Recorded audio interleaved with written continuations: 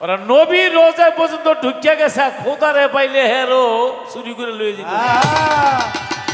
সেই চাপ ওই গ্রুপ এখনো পর্যন্ত বাংলাদেশের মধ্যে আছে। আমার একটা গান আছে, বাংলাদেশে আছে রে এজিদের বংশধর। 1400 বছর পরে পাইলাম এক তাজা খবর, বাংলাদেশে আছে রে এজিদের বংশধর। গায়ালাই গান্ডা ধর। 1400 বছর পরে, 1400 বছর পরে পাইলাম এক তাজা খবর, বাংলাদেশেই আছে রে এজিদের বংশধর। বাংলাদেশেই আছে রে এজিদের বংশধর।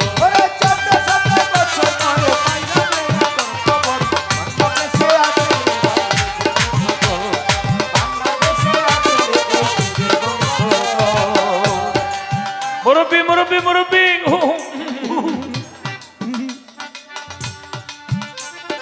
এজিদ যদি বেঁচে থাকতো আজ অবধি বদর যুদ্ধের প্রতিশোধ নিত।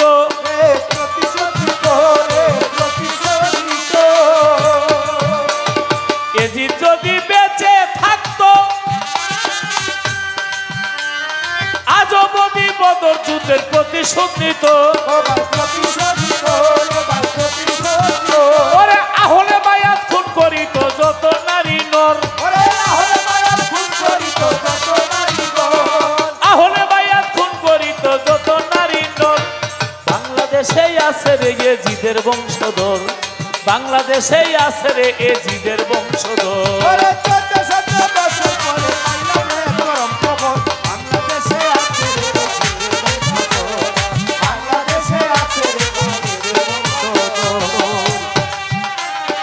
এজিদ যদি বাংলাদেশ আইতো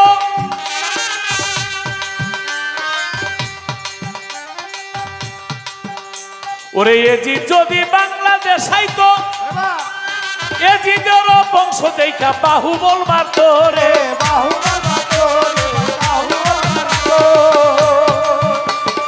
এজিদ যদি বাংলাদেশ আইতো, এজিদের বংশধর আপনারা চিনেন? দেখি তো একজনের হাত তোলেন তো, একজন হাত তোলেন না, চিনে না।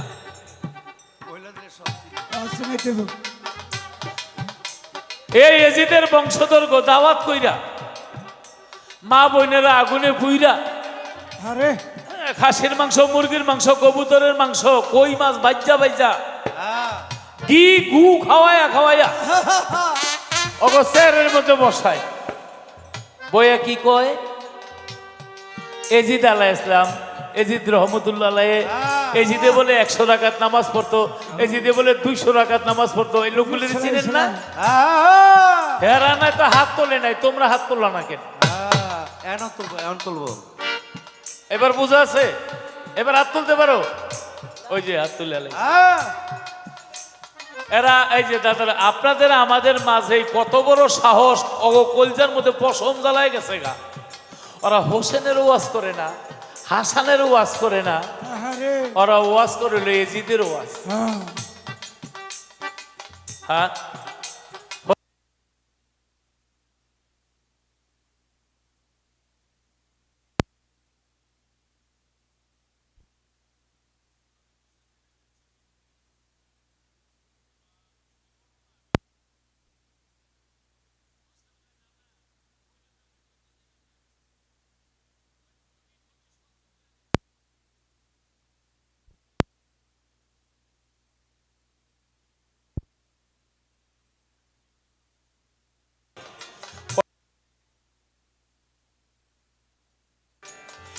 হোসেন বলেন না না গো, আপনার বাবার নাম কি? নবী বলে আমার বাবা আব্দুল্লাহ। হোসেন বলে আব্দুল্লাহ, আপনি তো জানেন আমার বাবার নাম হলো হযরত আলী করে মোল্লা ওঝু, যারে আল্লাহ আসাদুল্লাহিল গালিব টাইটেল দিয়েছে, আল্লাহর তরবারি। আপনার বাবার এমন কোন টাইটেল দিছে? কয় না। কেটে এক পয়েন্ট হারিয়ে গেলেন। আল্লাহ আমার বাবার টাইটেল দিছে, আপনার বাবার টাইটেল দেয়? আমার বাবা আপনার বাবার চাইতে বড়। নবীকে সত্যি সত্যি এক পয়েন্টে হাইরা গেলাম, আর কি কোনো পয়েন্ট আছে? কয় অবশ্যই। এইবার বলে আপনার মায়ের নাম কি? নবী বলে আমার মামা আমেনা। হোসেন জানেন আমার মায়ের নাম খাতুনে জান্নাত মা ফাতেমা, যিনি আমার মা হবে জান্নাতে নারীদের সর্দার। আপনার মায়ের কি এই টাইটেল আল্লাহ দিছে? কয় না। কয় তাইলে আপনার মায়ের চাইতে আমার মা বড়? আমার মায়ের আল্লাহ টাইটেল দিছে, আপনার মায়ের দেয় নাই। এই ছেলেরা, এই এরা কারা? এটা কে পাগল? আমার দিকে ঘুরে বসো বাবা, আমার দিকে ঘুরে বসো। আপনার মায়ের চাইতে আমার মা বড়।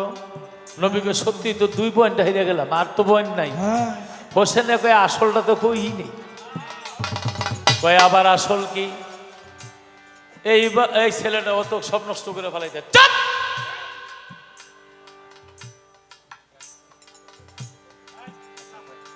কেউ কিছু বলো না। আরেকবার যদি দেখি কমিটি দিয়া কান ধইরা বাইরে বাইর করে দেব, কারণ এমন একটা কথার সময় তুমি ডিস্টার্ব করতেছো।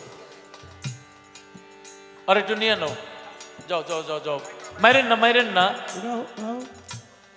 মাইরেন না, যাও যাও যাও যাও, মায়ের সমস্যা হলে একটু বাইরে যাও। হ্যাঁ যাও যাও যাও, মাইরেন না, কিচ্ছু বলেন না। আমরা তো আবার অগমতে তো সীমান না, তোফাজ্জলের যেইভাবে মারছে, আর আমরা তো জীবনে একটা থাবর করে তুমি এটা ভাবি না কি পরিমাণ মারলে একটা মানুষ মাইরা লাইতে পারে। ওর পাগুলির মাংসগুলি একেবারে কাবাবের মতন খুললা ফেলাইছে। এটা কি মানুষ না পশু? কিছু কইেন না, আস্তে করে বসায় দেন। বলে আসল কথাই তো কই নেই, বলে আবার আসল কি? হোসেনে বলে নবী গো, নানা গো, আপনার নানার নাম কি? নবী কইতে চায়, আবার কয় না, ঠোঁটে বাজ্যা যায়, কারণ জানে হোসেন এরপরে কি কইব। নবী বলে আমার নানা হইল ওহাব জোহরি। হোসেন বলে ওহাব জোহরি রে কয়জনে চিনে?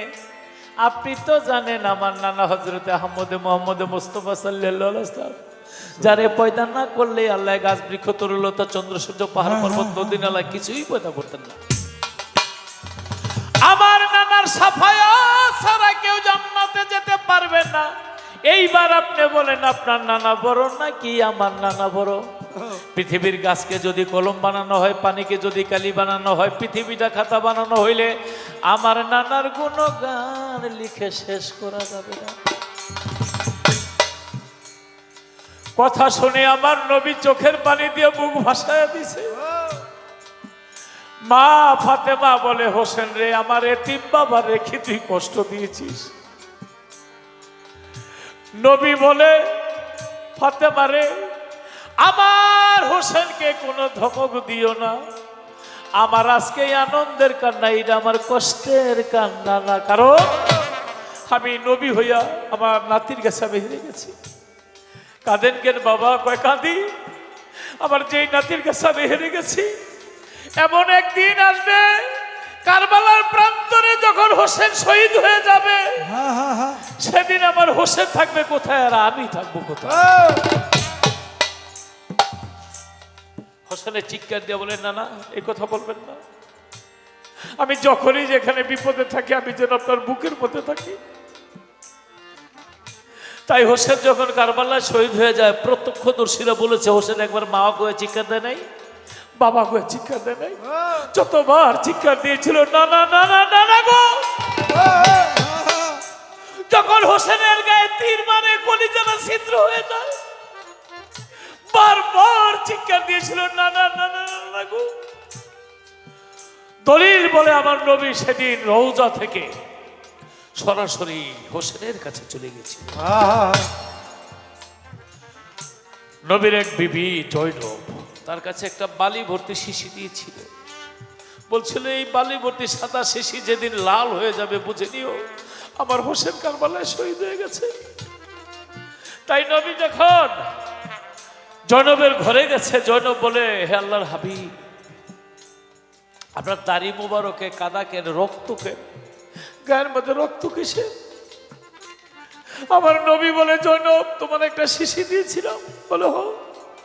বলে আপনি তো রওজায় চলে গেছেন। আজকে আমি চলে এসেছি, শিশিটা দাও। শিশিরা যখন হাতের মধ্যে এনে দিলেন, দেখলেন সাদা বালু লাল হয়ে গেছে। বলে বলেছিলাম না যেদিন সাদা বালি লাল হয়ে যাবে, বুঝুনি আমার হোসেন কারবালায় শহীদ হয়ে যাবে। আমার গায়ের মধ্যে যে আমার হোসেনের রক্ত, আমি এই মুহূর্তে কারবালা থেকে এসেছি। আমার হোসেন তীরের আঘাত খাইয়া যতবার বালির মধ্যে গড়াগড়ি খেয়েছে, আমি আমার হোসেনকে কলিজার মধ্যে ধরে, আমি আমার হোসেনকে কলিজার মধ্যে ধরে বারবার গড়াগড়ি।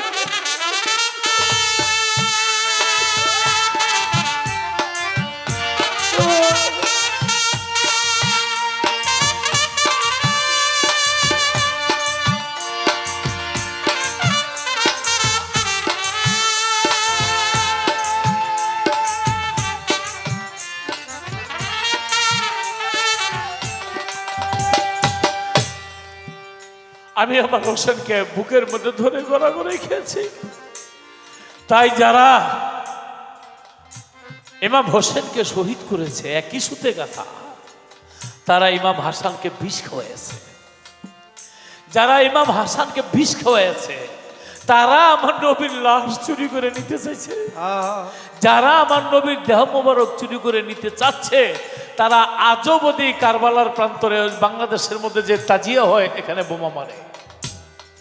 যারা এখানে বোমা মারে, তারাই আল্লাহর ওলিয়াউলিয়ার মাঝারের মধ্যে তারা হাত তুলে, আল্লাহ তুমি বলেছো ওলিয়াউলিয়ার আমার বন্ধু। ওলিয়াউলিয়ার সাথে জিহাদ করা মানে আমি আল্লাহর সাথে জিহাদ করা। ওদের ধ্বংস অনিবার্য। অতএব কারণে আল্লাহ ছাড় দেয়, ছেড়ে দেন না। আল্লাহ রহমানুর রহিম, গফুরুর রহিম, উনি ক্ষমা করে। কিন্তু এমন কোন পাপী আছে যাদেরকে আল্লাহ ক্ষমা করে না। তবে 2 দিন আগে, 2 দিন পরে উনি রহমানুর রহিম, উনি মালিক। আহারে, উনি বিচারক। ওনার কাছে কেউ ফাঁকি দিতে পারবে না। এ জিদ যদি বেঁচে থাকতো,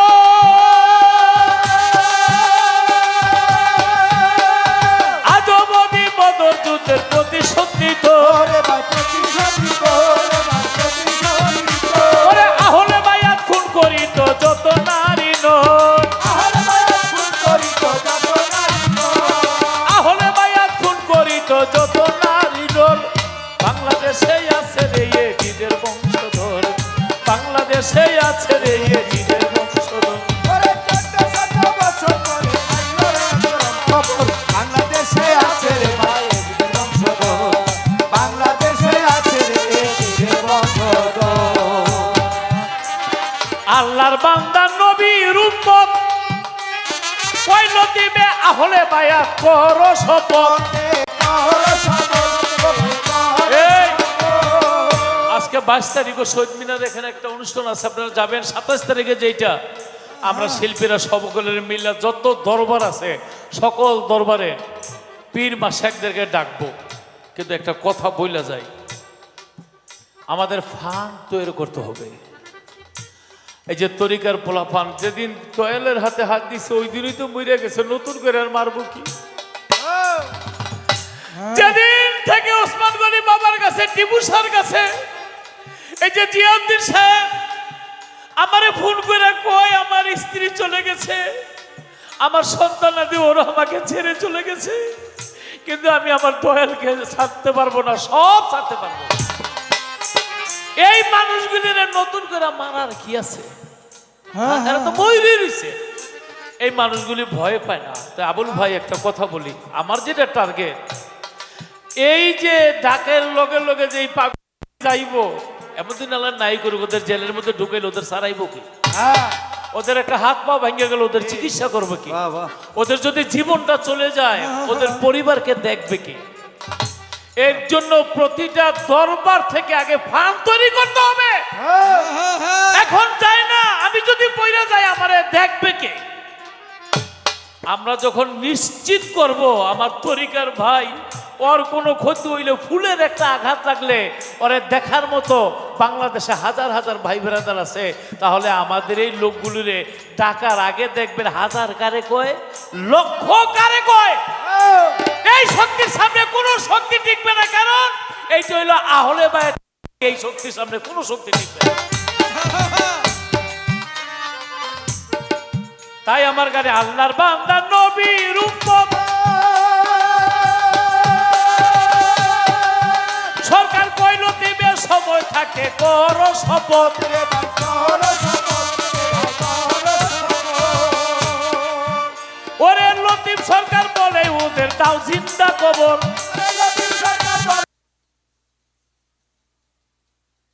আছে রে ইয়েজিদের বংশধর, বাংলাদেশে আছে রে ইয়েজিদের বংশধর।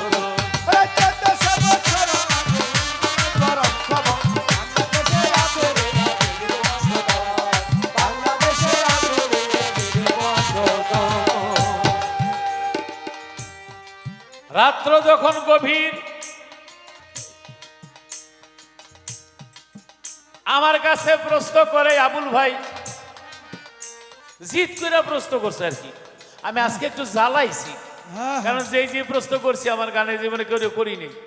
এর লেগে জিদ করে করছে যে কয়জন নবীর মাজার নাই?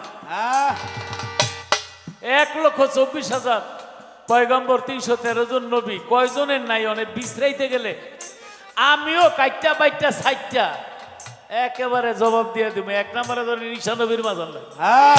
আমাদের কোরআন বলে তারে 4 নম্বর আসমানে নিয়ে গেছে, কিন্তু খ্রিস্টানরা ওরা কয় না আমাকে মাজার আছে, তা আমাকে কোরআন মতে নাই। এক, ইদ্রিস নবীর মাজার নাই। ইদ্রিস নবী এটা টাইম কত রে? ও সময় মোটামুটি আছে ভালোই। তো ইদ্রিস নবী আজরাইলের লগে দোস্ত বাতাইছিল। কেন? ছোটবেলা আজরাইল ইদ্রিস নবীরে খুব আদর করত। যাই হোক, অন্য কাহিনী। এই ইদ্রিস নবী আজরাইলের জান কবজ করে কেমনে? তুমি না আমার দোস্ত একটু দেখাও। জান কবজ করার পরে আবার জিন্দা করছে, কয় দোস্ত এমনে করি। ইদ্রিস নবীর কাছে মনে হইল ঋষিরা গরু যে এমনে ছিলে এর চাইতে বেশি কষ্ট লাগছে। কয় মনে মনে কয় আমি আর মরুম না। যাই হোক, ইদ্রিস নবী বললেন যে আমাকে জান্নাত দেখেন। আপনি আমার দোস্ত আজরাইল নিয়ে গেল। সেই জান্নাত দেখার পরে এত সুন্দর বাইরে এসে বলে আমার হাতের লাঠিটা রেখেছি। এই লাঠি আনতে গিয়ে আর আসে নাই, ওনার তো মাজারি হয় নাই। আরেকজন হলো জাকারিয়া নবী। জাকারিয়া নবী কি কম, একটু না করলে তো হয় না। জাকারিয়া নবী বাইতুল মুকাদ্দাসে থাকে। ইমরান তার মান্নত করলো আমার কোনো সন্তান হইলে আমি মসজিদে দিব, কিন্তু হয়ে গেল একটা মাইয়া, নাম কি মরিয়ম বিবি। এরে নিয়ে রাখছে। এখন রাত্রে থাকবো কই? তো সবাই চারির মধ্যে পানি দিছে। আর আগের দিনে লোহার কলম ছিল, লোহার কলম তো পানিতে ডুবেই যায়। কয় যার কলমটা ভাইসা যায় হের বাইতে নিয়ে যাবো। সবার কলম ডুবতে গেল গা, জাকারিয়া নবীর কলম ভাইসা গেছে গা। আবার জাকারিয়া নবী হলো মরিয়মের খালু, তাহলে তার বাড়িতে থাকবো। বাড়ির মধ্যে থাকে। একদিন, 2 দিন, সপ্তাহ মার যায় চলিয়া। হঠাৎ কইরা জিব্রাইল আসিলেন চলিয়া। মা মরিয়ম রে আসসালামু আলাইকুম। কয় ওয়ালাইকুম সালাম। কয় আপনার গর্ভে সন্তান হবে। মা মরিয়ম কয় আমার তো বিয়েই হয় নাই। জিব্রাইল বলে আল্লাহ চাইলে সব সম্ভব। 1 মাস, 2 মাস, 6 মাস আস্তে আস্তে মা মরিয়মের পেট ফুলিতে আসিল। এলাকার লোকে বলে হয়তো টিউমার হইয়া গেল। কিন্তু যখন 7 মাস, 8 মাস, 9 মাস গেল রে হইয়া, 10 মাস 10 দিন পরে আল্লাহর নবী গেল ভূমিষ্ঠ হইয়া। হায়, এটা তো টিউমার না? এটা ওইলো কেমনে? থাকে কই? জাকারিয়ার বাড়িতে। জাকারিয়ার বাড়িতে থাকে, তাহলে এই কাম কি করছে? সবাই সন্দেহ করলো জাকারিয়া, উনি তো পবিত্র। কিন্তু জাকারিয়া নবীরে সন্দেহ করে বসলো। আর মা মরিয়মের এই ঈসা নবী সহ বনবাসে এক খেজুরের জঙ্গলে নিয়ে রাখলো। আল্লাহর কুদরতে খেজুর গাছের সামনের খেজুরগুলি পাকা, পিছনের খেজুরগুলি কাঁচা। আল্লাহ বলেন, মরিয়ম, পাকা খেজুর খাইয়া ক্ষুধা নিবারণ করো, কাঁচা খেজুর খাইয়া পিপাসা নিবারণ করো। আর কেউ যদি কোনো প্রশ্ন করে তুমি জবাব দিবা না, জবাব দিবি ঈশা নবী। ঈশা নবীকে প্রশ্ন করে, তোমার বাবার নাম কি, তোমার বাবা কই থাকে, কেমন হইলা? ঈশা নবী জবাব দিত, আমি রোজা। রোজা কি সুন্দর জিনিস, আমি রোজা। যাই হোক, অনেক কাহিনী। আর জাকারিয়া নবীরে যে দৌড়াইতে লাগলো, দৌড়াইতে দৌড়াইতে গিয়ে একটা গাছের কাছে কইল, আমারে পানা দাও। গাছ দুই ভাগ হয়ে গেল। জাকারিয়া নবী গাছের ভিতর গেল, এদিক দিয়া আল্লাহ তাআলায় বেজার হইয়া গেল রে। এর আগে জাকারিয়া নবীরে 6 বার মারছে আল্লাহ, 6 বারই জিন্দা করছে। যাও বানাইয়া গোড়ারে খাওয়াই লাইছে।